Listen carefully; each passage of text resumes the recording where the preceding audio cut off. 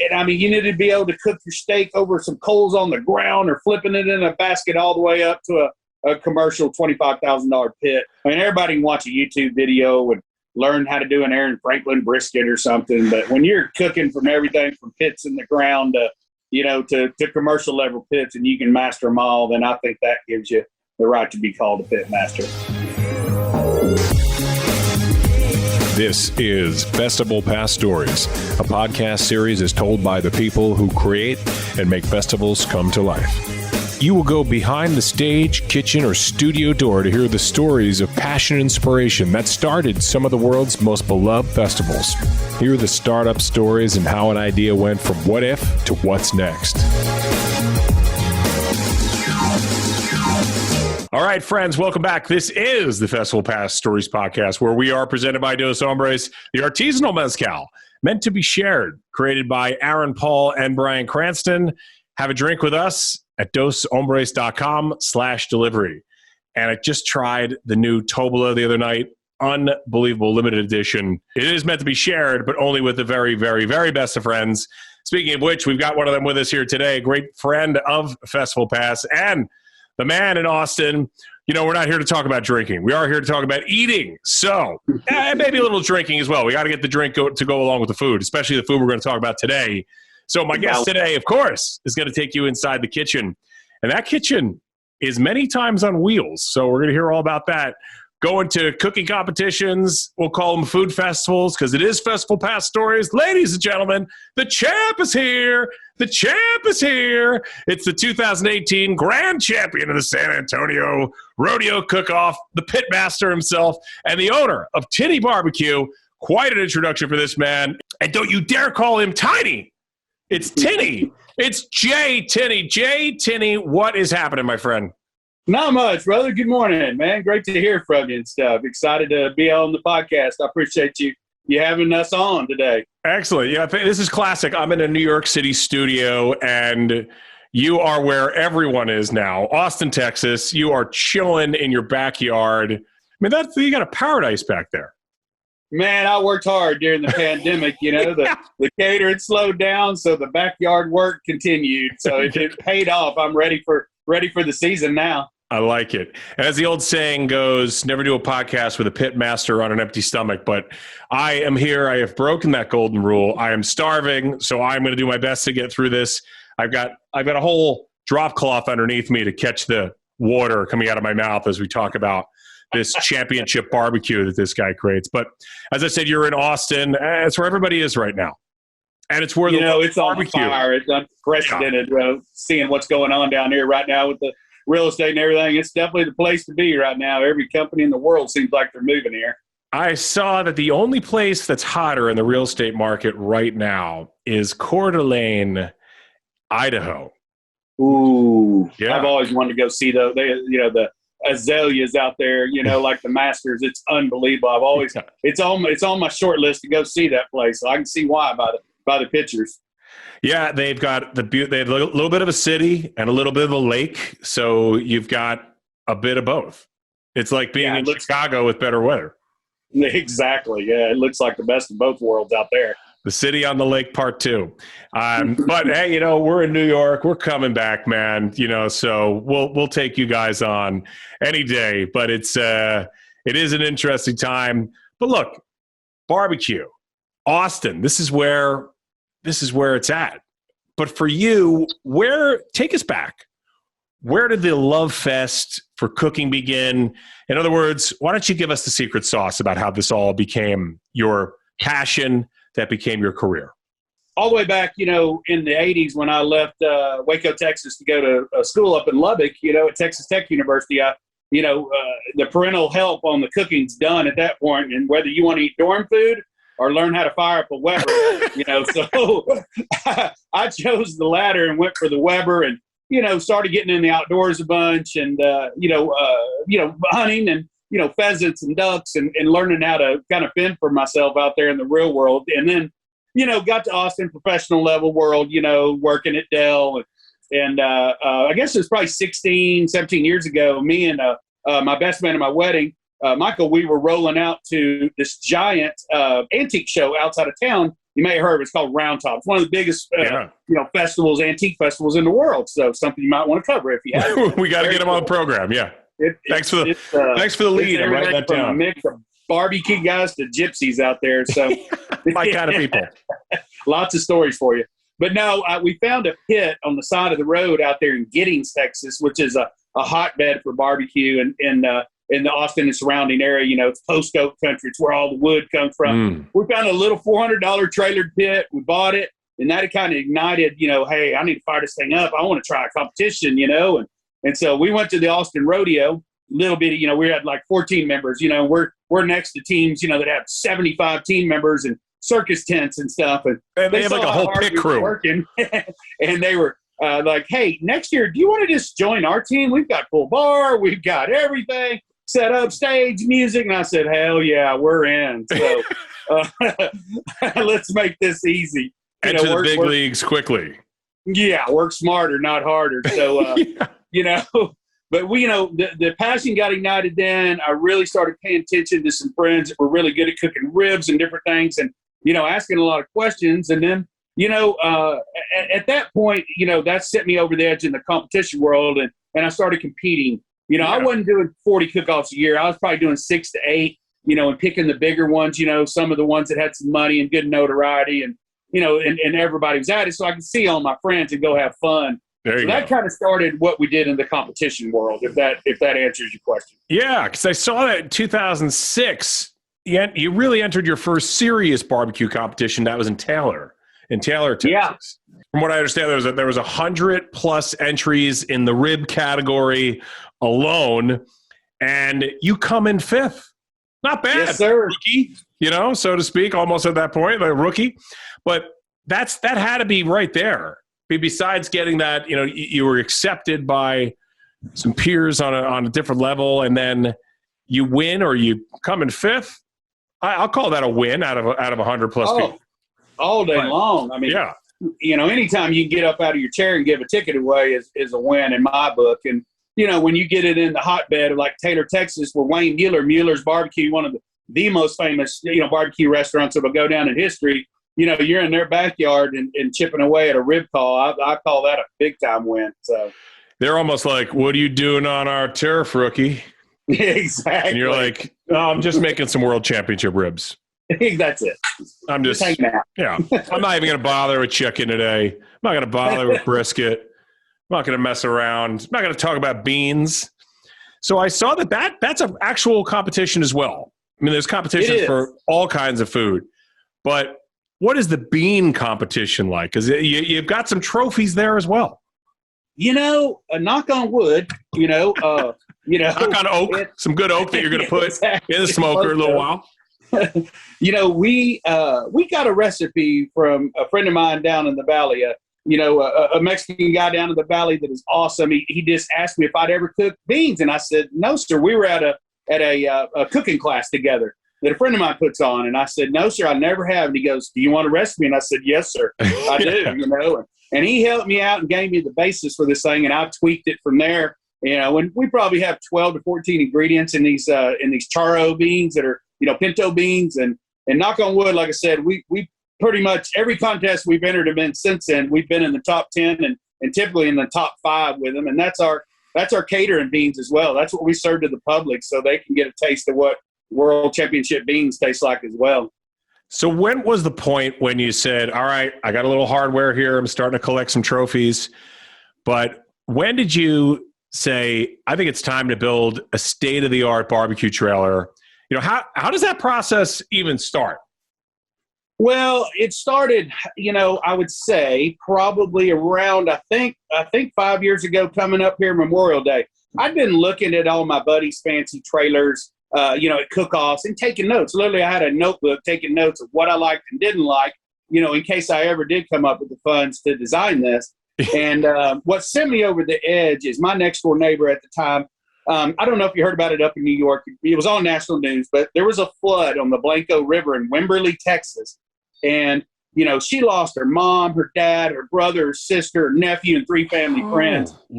So I took off work, from VMware at that time and searched the river bottom, with them for their family members for about 3 weeks. And I've been planning this, but that just pushed me over the edge. I was like, life's short. What the heck are we doing sitting at a desk in the corporate world? And said, let's go roll the dice and spend all our savings and build this fancy trailer. And here we are. And you were at Dell at that time? You were in the cubicle farm at Dell? Is that what you were saying? Dell and VMware. I spent 18 years, at those companies. So, yeah, long time in the tech world. So what's step one when you say we're going for it, life is short? Barbecue trailer, that's it. What is step one? Is it actually just... Do you go is there a place to go buy a trailer and then you trick it out, or is it that you are building this thing from scratch? Most of the really high-end ones like mine are built from scratch, and they're, CAD design out and stuff. And most of these trailers aren't built in Texas. There are some companies that are starting to dabble more into it, but the real high-end quality ones come out of like Indiana and Georgia, and, places like that. So, the company that built mine is a bunch of Amish folks that built it. So, they're known for attention to detail. So lots of, stainless steel corners and, really high end aluminum welding. My trailer's all aluminum, to make it ready to travel around the nation, et cetera, to these festivals. So nice. So how long did it take? I mean, the Amish work with some basic tools. So how long did it take? And that sounds very handmade, and the craftsmanship must be incredible. But how long did that take to actually make? It was about 4 months total on the build. And, they, put it out with, like I said, all aluminum framing and aluminum floors and, the stainless steel polished corners and all LED lights and put the cabinets in where I wanted them and the styles of drawers, et cetera. And then it was on my onus to go ahead and outfit it with all the commercial refrigerators and the Southern Pride rotisserie pit and, nice. The hot boxes and Cummins Onan generators going into the boxes and plumbing it all together. And then going through City of Austin permitting. Woo. So take us into that. So you roll in, you get this thing ready to go, and they're like, hold on one second. Well, I was smart enough to go sit down with them about 3 different meetings and just quiz them till they asked me to leave, Okay, we all want to get – okay, you've made us hungry. Fine. We'll give you a permit, but you have to make us dinner. So mine's kind of the showcase now of Austin. They love it. The last time I had it certified, the fire department was taking selfies with it, and they were – crawling underneath, showing their, intern guys, hey, this is what we need to see on the gas lines. And, usually knock on wood again is, it rolls through pretty good now. But thanks to the City of Austin for guiding me on what to do. They're pretty, if you can pass City of Austin, you can about pass anywhere in the world.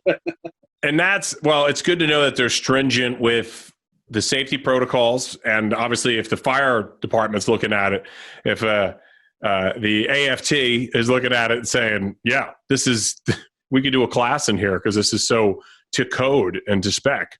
So after the firemen look at this, are you now feeling like you're obligated to go and pull up to the Austin Fire Department and put on a display for these guys? Because these guys like to cook, but I would imagine with all the stuff that they go through, they wouldn't mind having a whole barbecue trailer pull up and provide dinner for the whole house. Yeah. The Westlake Fire Department over here by where I live, they're the lucky recipients of a lot of leftover barbecue. They see me coming and, I'm dropping off whole pans of smoked mac and cheese and brisket and pulled pork. Sausage. I got nothing to do with for this. Guys, can you it's gone already. Yeah. They got a lot of time on their hands to work out and eat and stuff in between fire calls. So they were happy to see me coming always. So as I continue to torture myself, did you say smoked mac and cheese?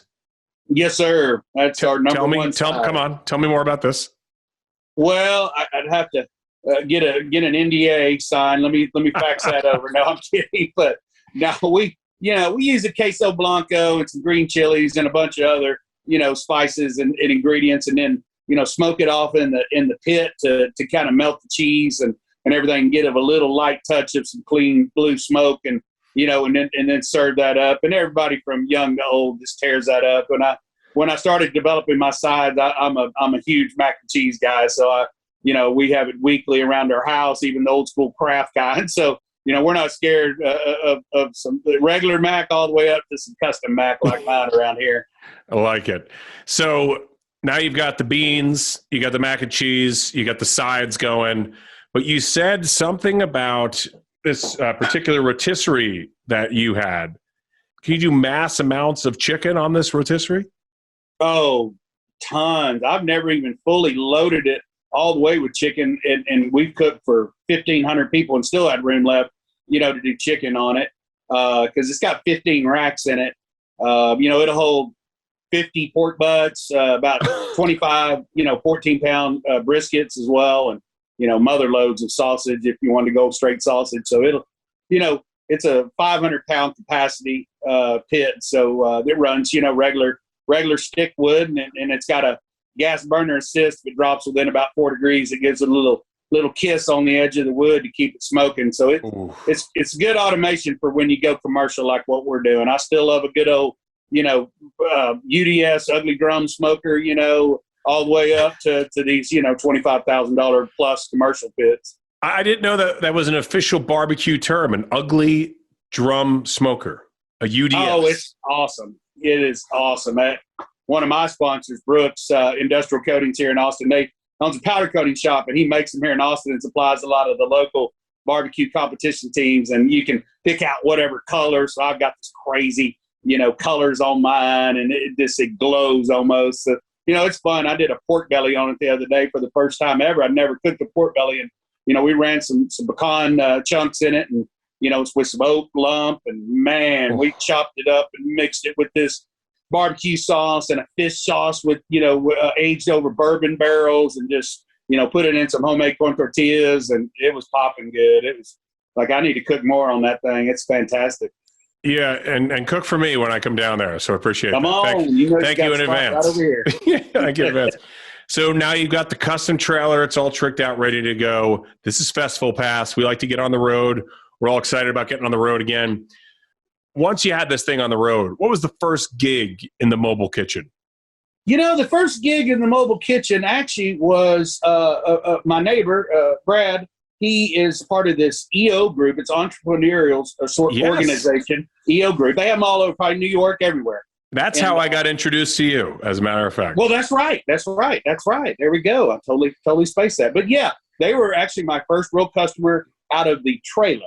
I'd had another one prior to that at the UT Stadium games and stuff, a law firm out of Houston. But they were my first customer out of the trailer, and we had a big event where they were planting trees at a community center on the east side, and we bought a big grill and we're cooking burgers and everything for them for lunch. So that was our start in the catering world 5 years ago.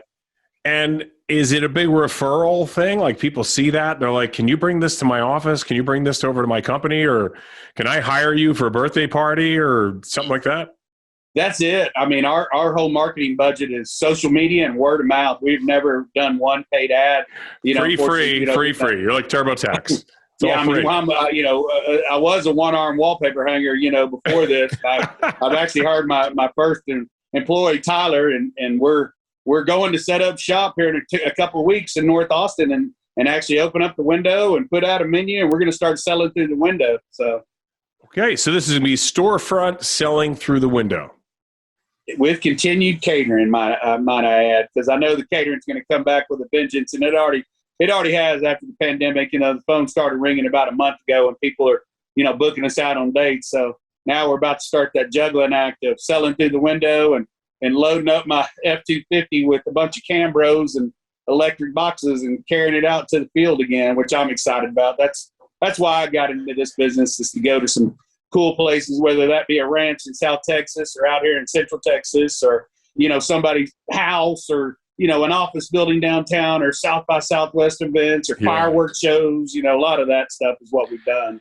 So you got the window up front and it's catering in the back. So it's unlike a mullet. It's business in the front and business in the back. So exactly. you got to keep it business style on both sides.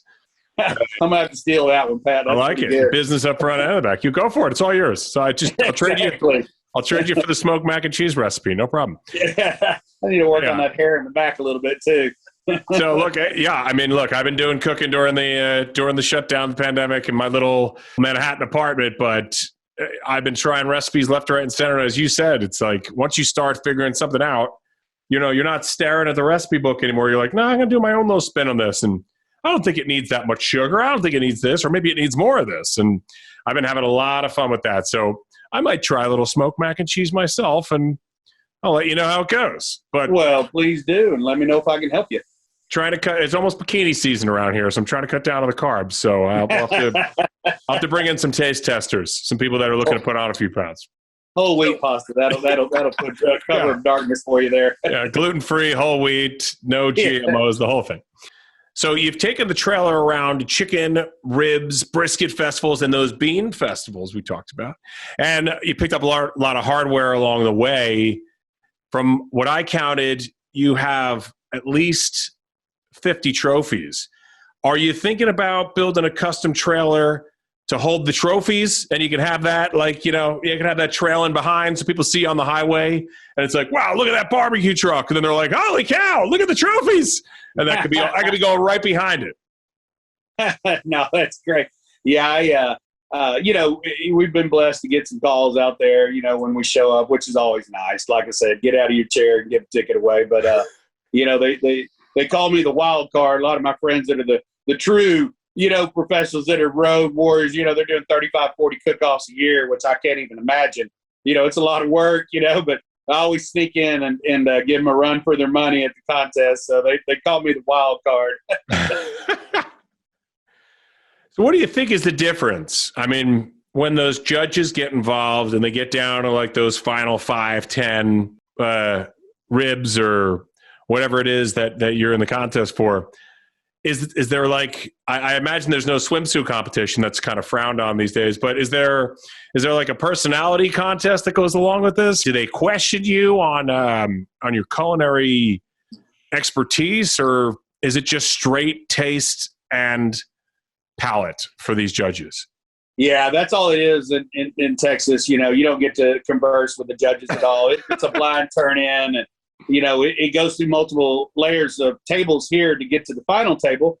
And like a big one, like San Antonio, when I won that, the head judge called me afterward. He goes, I don't know if you realize, what you did, but he goes, your brisket kept bubbling up on each table. 2.5 hours later, you got a cold brisket, and it still bubbled up on the final table to take the number one spot, Grand Champion. Wow. So you gotta cook it right to begin with, at the right tenderness, texture, and plan for how's that going to taste. And know your competition. I mean, if it's 150 plus teams, it's going to be slowly dragging on in Texas. So you got to make it taste well and stand up in the box. Through various techniques. 2.5 hours later, that product's still got to taste good.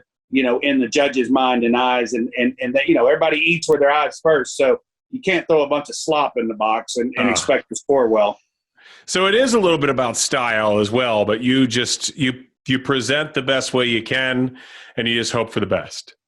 That's it. Yeah, it's a prayer once you turn it in, because there's a lot of great cooks obviously in Texas, and it's tough to win them all. But like I said, if you can get a call, at least get a little diesel money, then you're good to roll.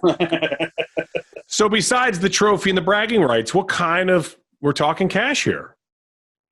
I'd say like San Antonio, in full disclosure, probably was, a little bit over $10,000 worth of prize money. And, you get two, I got 2 badass custom-made buckles, one for Grand Champion, one for first place brisket. Nice. Traeger Grills is, since then become one of my sponsors, so they were sending out, a bunch of different pits and, tons of pellets, and, still continue to support us from 2018. So, the sponsorships just blew up after that. People want to be, a part of a winning team and have their name out there and, have you using the product. And I only take on ones that I'm actually going to really use. I'm not just going to use something for the hell of it. It's going to have to be in my arsenal, and I'm going to have to be a believer in it. Otherwise I won't do it. There's no purpose, and to have it just turn into a garage sale item. So when you get to the competition, does your grilling shirt or your chef coat, does it look like a NASCAR fire suit with all the patches all over it? Yeah, it does, from various cook-offs. And, sometimes I'll even join teams, and it does. I mean, I was a kid with some buddies that still wear that look too. I'm like, are you at a bass tournament or what are we doing today? We fishing or we barbecuing? I always love to razz them, but I've worn them too. So. So that's a good point. I think we all learned over the last year, and now it's 12 months, 13 months, whatever it is, you lose count. But it's good to have good partners, and we've all found out about who our friends are during this time. How did you work with your partners or your sponsors, if you will, during this time? I mean, how did you guys help out each other? Because that was, in my world and like the auction, my main business is as an auctioneer, as I was telling you. And yes, sir. Now I'm down in Texas a couple times a year, and I was finally back there in February, which was awesome. I was down in Houston in the Woodlands, and nice. And there's a lot of auctioneers in Texas as well. We know that, but so happy to compete against those guys anytime. However, you got to see who your real friends were, and how to lean on other people in the industry. So, just between you and your partners, were you guys on calls all the time, doing Zooms, or were you just like, hey, I'm here if you need anything? Unfortunately, my business just totally got unplugged, with being a large caterer. But like my biggest sponsor and friends and confidants, they're Head Country BBQ out of Ponca City, Illinois. Oklahoma. I said Illinois, but Ponca City. And they are awesome. They have been a sponsor for close to 12 years. And we got hooked up back in Austin rodeo days. And, they offered to help us out and cook and bring 2 commercial rotisserie pits for us to help us cook. And they have a guy named Tom that was in his 70s at the time. And this old guy would work, us to death. We'd be like, no, Tom, we're good. We don't want to put any more ribs on. We're good. We're going to sit down in a chair. Tom's like, more ribs. Yeah, he's like, no more, Uncle Tom, I'm done. But they just wanted to be able to support their brand at the time and pass out little bottles of sauce. And I'm like, set up at the front of our tent, pass them out at will, guys. And then since then, we've developed a great relationship. I'm their head ambassador, and we've been great friends and partners since. And during the pandemic, they were super helpful. They knew my business had died, and they were like, "Do you need anything? What can we do?"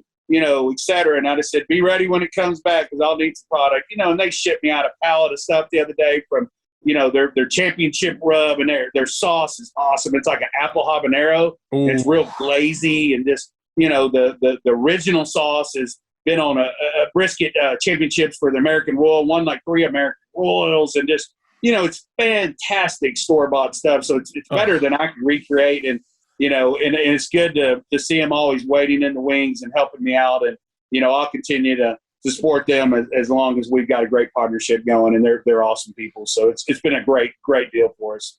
Awesome. It's amazing. And so who your friends are going forward. And look, you've teased this a few times, so I'll bite. I mean, I literally would bite right into a brisket rib, anything right now. But you've a 15-year-plus career going to competitions. It reaches the crescendo in 2018. I said this at the top of the program in your intro.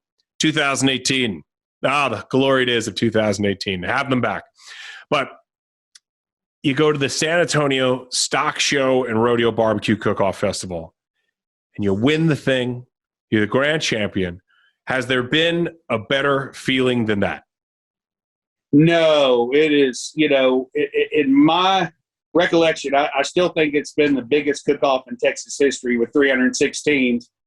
And, we partnered, my good friend Hunter that owns Twisted X Brewing Company out in Dripping Springs, Texas. It's a big beer company. He sponsored me, and unfortunately he wasn't able to make it to the competition, but I catered on Friday night for a lot of his San Antonio customers. HEB, you may have heard of them, the big grocery store chain. Oh, yeah, yeah.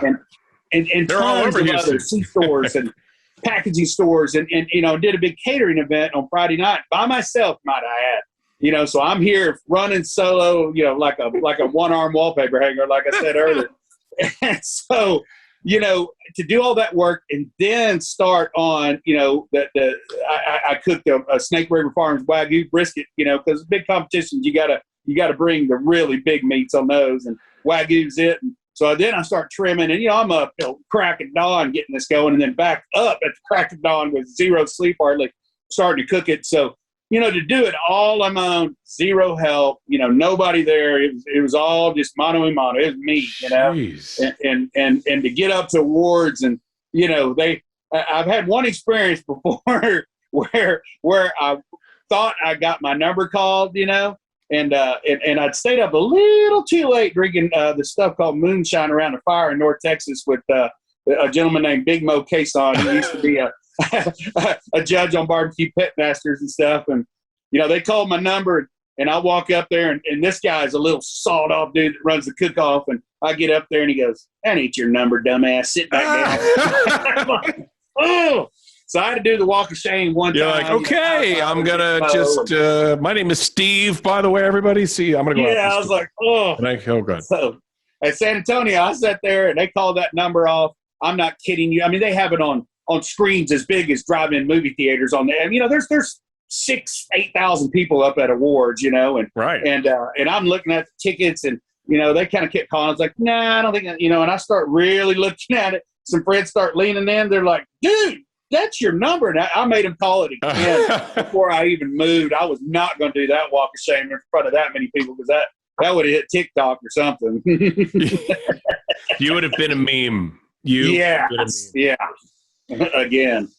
I feel like, didn't Michael Jackson do something like that? Like he got an award and he got up and he thought it was a Lifetime Achievement Award, and everybody's like, that's wasn't what it was, or I don't know. I didn't see that. It was something like that. I mean, he's, rest in peace, Michael, but well, he can moonwalk off the stage and still look good, though. Yeah, exactly. It's like, that's why I don't even remember exactly how the story went, but he went up to accept some award, and he thought it was something else. It was like, okay. But Zoolander did that. He thought he was male model of the year. And then he got up there, and, it was Hansel. Hansel was the male model of the year, and he was embarrassed. So, yeah. So when you went up, so there you go. That was your male model moment. That was your Hansel moment. You went up on stage. It was the wrong number. But forget the moonshine, man. We're going to get you on to the mezcal kick, and you're not going to have a hangover ever again. Of course, drinking moderation. I'm ready to try it. So yes. Drink moderation and drink responsibly. But that's whatever responsibly is these days. Right here in the backyard. Yeah. Within a locked gate. I'm not driving. I'm not driving. It's a low-speed vehicle. It's okay. Exactly. It's got a governor in it. An LSV license plate, pulling a DOD, a dirty old drum. Is that it? What is that again? Yeah, close enough. UDS. A UDS, yeah. But I like that one. A UDS sounds like if I went to the doctor and he's like, "You've got a UDS." I was like, "Oh my God, is it serious?" No. Yeah, that sounds like that might take a lot of penicillin to cure. Yeah. So you got to be careful with that. But obviously, in 2018, this opens up a lot of doors for you, right? I mean, you end up getting selected as a contestant on American Grilled on the Travel Channel. And I did. Yeah.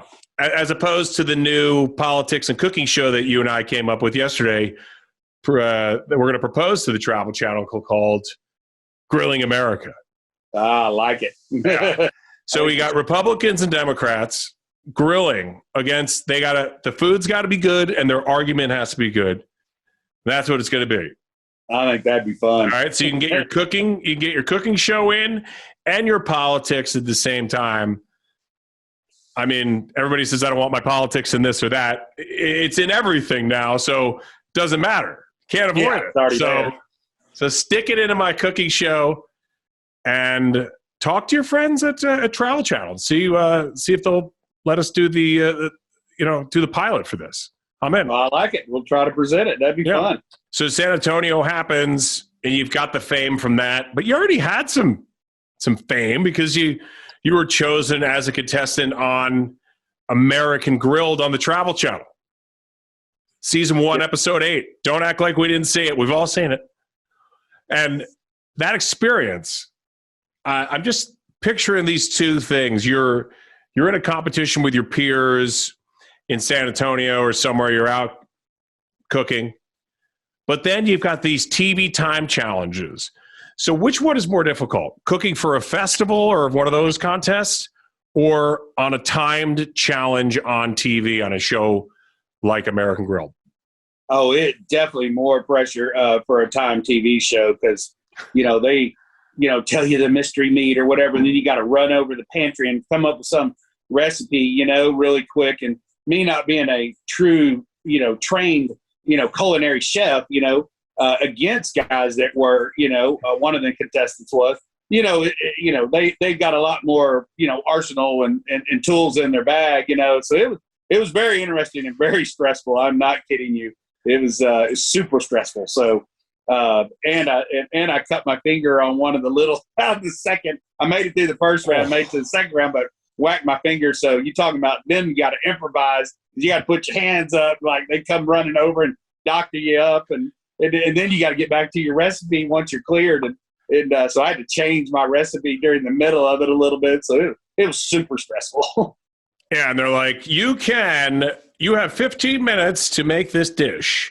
The secret ingredient is hazelnut. Also, Jay, for your team, you have to cook with no utensils. Right? They throw those weird challenges in there like that. Oh, yeah. Yeah, they're always coming up with something in the middle to kind of stump you. And, it's very, very, very stressful. I promise you. Yeah. You have to barbecue with no heat. You're like, I'm sorry. I'm out. Yeah, exactly. Where's the electric fryer? Travel Channel wasn't the only bit of TV. In fact, before that, you did Dr. Oz right here in my backyard in New York City.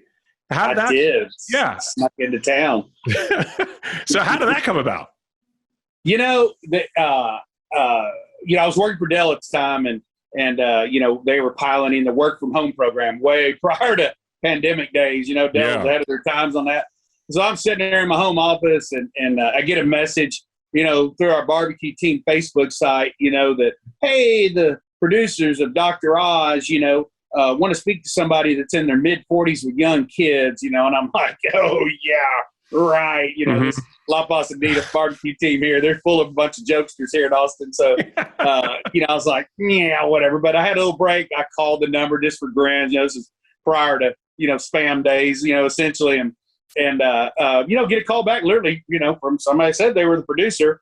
About 5 minutes later, and this lady and 40 interviews later, they picked me out of several hundred contestants, and flew a film crew here into Austin and did tons of blood work and tests and everything, and then flew me and my whole family, including my kids and my mom and dad, up to New York City and treated it really right, and had a great experience on the show. And they kind of was like spun it from if you're barbecuing, living that lifestyle at the competition, which is a pretty hard lifestyle. As you can imagine, a lot of beer drinking, a lot of eating the wrong foods and stuff. And, they had to create a little drama, so they spun it into, when will you die, if you stay on this path. So we better hurry up and finish this podcast because the kicker, the timer's on right now. Holy cow. Yeah, well, all right. I should probably go to a drama. I should go into a lightning round then, so that we get these questions in before that happens. But I think you're looking good, man. You look too relaxed to die, so don't worry about it. You'll be fine. Nah, you're okay. I had a physical yesterday. I got the thumbs up even from the doc. Couldn't believe it. Blood work was good. Amazing. Weight's a little up, but hey, we can work on that. So. Hey, everybody is across the board. Don't worry about it. We've all gone back for seconds.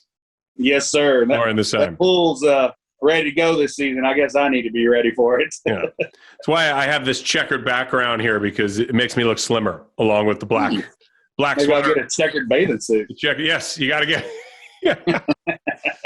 I don't think checkers makes you. I think it's really pinstripes, right? It's just let's just go with it.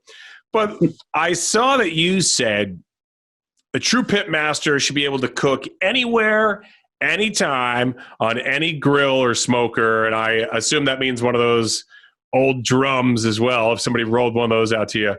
Now that itself, that statement's a bit of a throwdown. Take that, Bobby Flay. Yeah, and that's I wholeheartedly believe in that. Just from my own personal experiences, just flying. I had a catering cancel after I won San Antonio. I had a big catering and I couldn't make it and use my entry, for going to the American Royal in Kansas City. Well, the catering ended up canceled for some reason. I can't remember why. So it opened it up. I called the American Royal. They're like, sure, come on in. You can, just cook at the front of the trailer from your buddy. You can be in his spot, separate the teams, and he brought a bunch of his ugly drum smokers. I'd never cooked the brisket on one, and sure enough, I got a call that year in the invitational that at the American Royal, on my brisket, and that just kind of opened my eyes. You just got to be able to adapt, turn, pivot. We're all learning that through the pandemic as well. And I mean, you need to be able to cook your steak over some coals on the ground or flipping it in a basket all the way up to a commercial $25,000 pit. And if you can handle everything, in between, then I think you can be given that title of a pit master.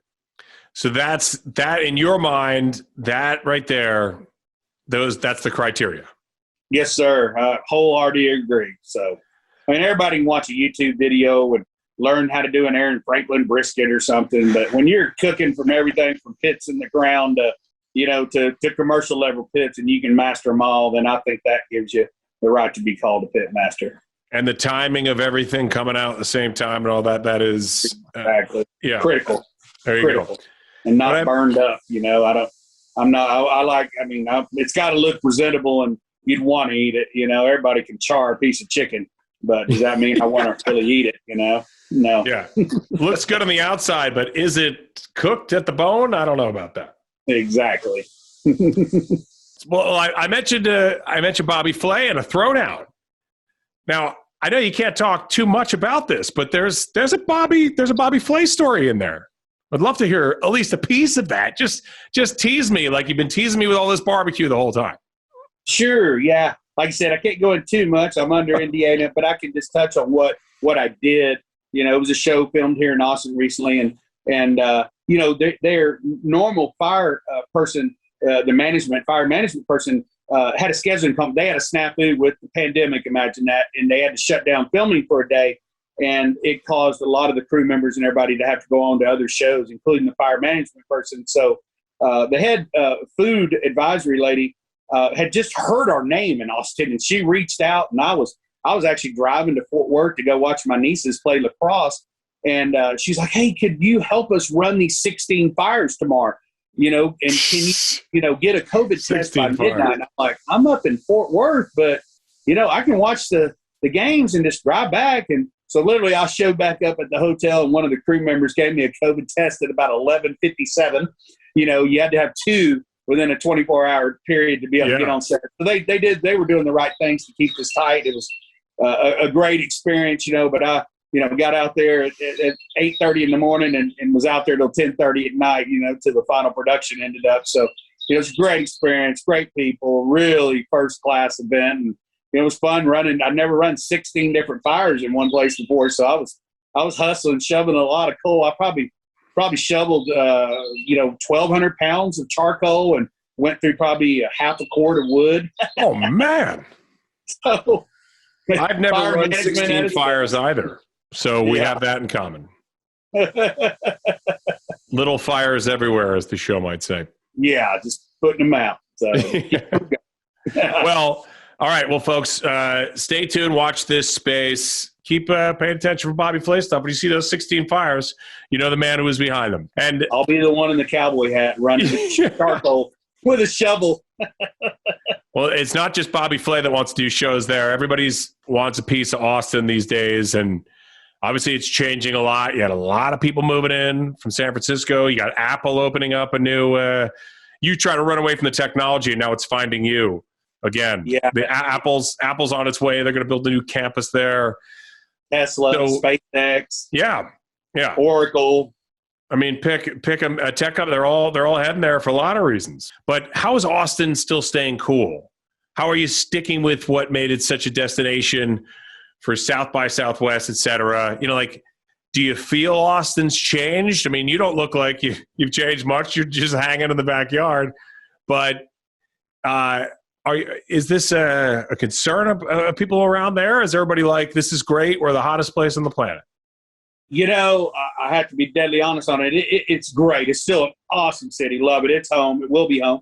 It's changing. When I moved here, downtown wasn't a place to live, and now there's just, there's a dozen skyscrapers, that house all the young millennials, and it's changing the landscape. We're getting tons of people from everywhere, from California to New York and Massachusetts. I mean, I see it on all these different, Facebook messages boards, and it's changing the city for sure. I mean, everybody, old Austin, is trying to hang on to what made Austin weird, and just cool things. But unfortunately, progress is tearing up some of those old buildings, the old hamburger places, Threadgills, and places that we grew up going to watch music, and Shady Grove, just the cool things about Austin. So, it's starting to become a little bit of a struggle to hang on to those as progress takes over. So, it's hard to sugarcoat that, but it's still an awesome, really cool place, and lots of little taco huts and barbecue joints and everything that still make it cool. It's just,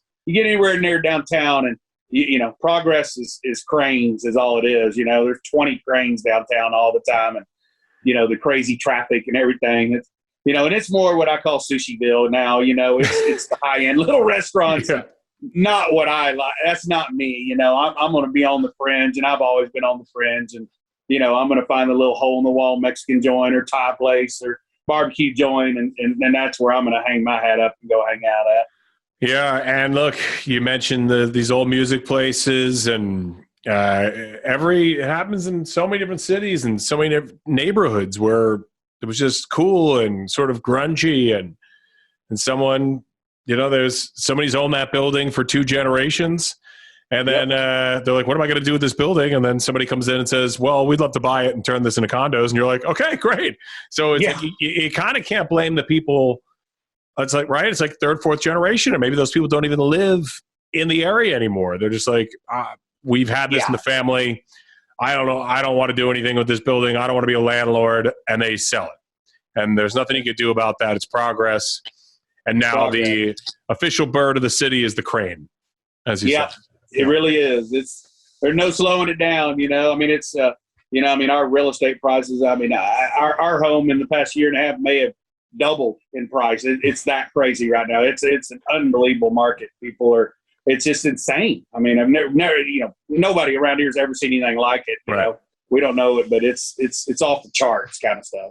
Yeah, and nobody wants to build a new home because the lumber prices are so high and all the goods that you need are so high. So home renovations are tough to do because they're going to cost you twice as much. So if you got a place that I'm only seeing the outside of it there, I'd move in tomorrow. But if it's like if you've got a great place, there's no inventory. So people are buying homes without they're waiving inspections. They're like, yeah, it looks good to me. That's exactly what's happening. They're just, speculating buying it, and but when they do, you can turn around and flip it the next day, for $100,000 more probably. It's absolute just nuts. I mean, everybody around here doesn't know whether to sell or let's just keep riding it up, and exponentially, getting your retirement package together, if you know what I mean. Right. And as I was saying, some of these small music places like Steven Sternshine and the Empire Control Room, and he's got a couple of really awesome music venues. And these guys all came together and they created this thing called NIVA, the National Independent Venue Association. So we were talking earlier about the partners helping each other out, and your partners, and you now know who to lean on. They've been great to you and back and forth. But they've been trying to bring the music to the people. They've been trying to do what they can when the people can't come to them. But I know that you have a catering business, and of course, food is the great glue that brings us all together. It's the great connector. But when we couldn't come together, how did you come up with ways to bring the food to the people? With the help of my neighborhood where I live here in Austin, they approached me, hey, we want you to be the neighborhood, and let's set up a drive-through down at the Lost Creek, country club, kind of a contactless, situation, So we fed about, 700 people here in the neighborhood, and boxed everything up, mask and gloves and the whole giddy up on, and made that work, and then as the pandemic increased, I had to come up with ways, based off the the gathering limits and stuff, where we would do small cooking classes. Here it first started out as WebExes. Here we're virtual. And I came up with a plan along with a friend of mine, Laura, who does marketing, and she said, "Hey, let's do it for one of my companies that I support." And what we did is we sent out a fillet and a ribeye and a 6-inch cast iron skillet. I set up the table with my phone sitting on right now, which is a butcher block rolling booze block. Yeah. And, had the Traeger over here and had a PK grill around the edge of the pool. And we did a virtual event where I had my friend that supplies a lot of the competition meats, this guy, Andy Lugo, meat hustler out of San Antonio. We buy a lot of our competition briskets. He trims them. They're just open up out of the package, ready to season. It nice. Saves us a lot of time. And so we had him do all those steaks. And they sent them out. And then we did a cooking class for a bunch of C-level folks that they had a bunch of large deals with that they can't entertain in person. So that's how we pivoted a little bit. And as the restriction eased, I did some cooking classes here at the house for some title companies, and then we've done 2 different events for EO, all based on the numbers of folks we could do, and did a ribeye and a stuffed quail class. So I've really found a new niche that I like on that.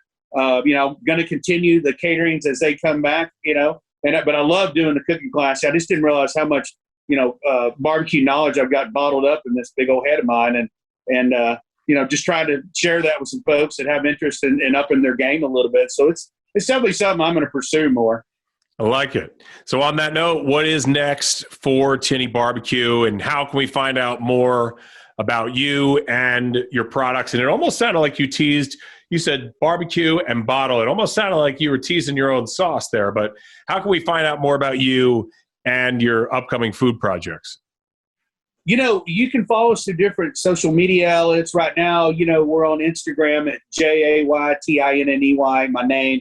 We're going to open up a Tinney BBQ page as well on Instagram.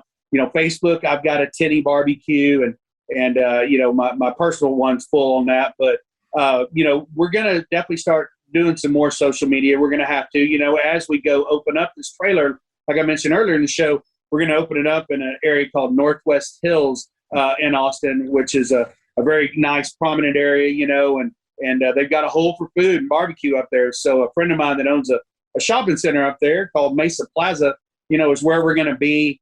And, we're going to set up and start selling Thursday through Sunday. And that's going to be our home base to still continue, to do the catering operation out of. And then we'll load a truck and a trailer up and take all the equipment out to events and continue to do that, and or cooking schools.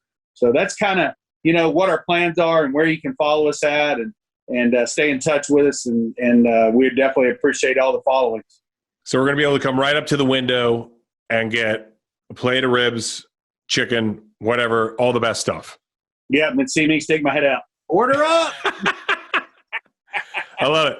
Hey, can I get some of that Tinney BBQ swag there too? That hat, or? Yeah, you like that one? I've got several. I need to send you some pictures so you can see which one you like. Oh, sure. And, I think I mentioned earlier, number one employees, but my right-hand man, Tyler, now, and he came from the world of, his family owns East Poultry Company, where I get my chicken and quail from already, and he's run the delivery routes and, worked at a big butchering company here in town for deer processing, probably butchered a couple of thousand deer, 25 years old, graduated from the high school that we feed into. And so, he's eager to learn, smoking meats and let me run this thing. I got to get back to hunting and fishing more. That's my real passion is outdoor activity. So I need Tyler to, step up his game and get this thing off and running, but he's a quick learner. So I have full confidence in him in running this show, and we'll get him and surround him with good folks, whether that be myself and he can tell me what to do, or we'll get him some other folks helping run that trailer too. Yeah, the real world is for the birds. You want to be out hunting the birds. So that's where we're going to be talking. Okay. Organic meat at its best. So straight farm to table right there, right through my system. As fresh as it gets. I love it. Well, look, I think we've grilled Jay enough, pun intended. There's too many food puns here to play with, but I think we have grilled Jay enough, and I'm actually full because of this conversation. I don't have to eat lunch now. Somehow I got full just thinking of it. The mind works in very interesting ways. So, Jay, thank you for being an awesome guest today. And look, we're going to fill your plate up next time on Festival Pass Stories. Jay Tinney, Tinney BBQ. We'll see you next time on FPS. Thanks, Festival Pass. This is Festival Pass Stories, a podcast series is told by the people who create and make festivals come to life. You will go behind the stage, kitchen, or studio door to hear the stories of passion and inspiration that started some of the world's most beloved festivals. Hear the startup stories and how an idea went from what if to what's next.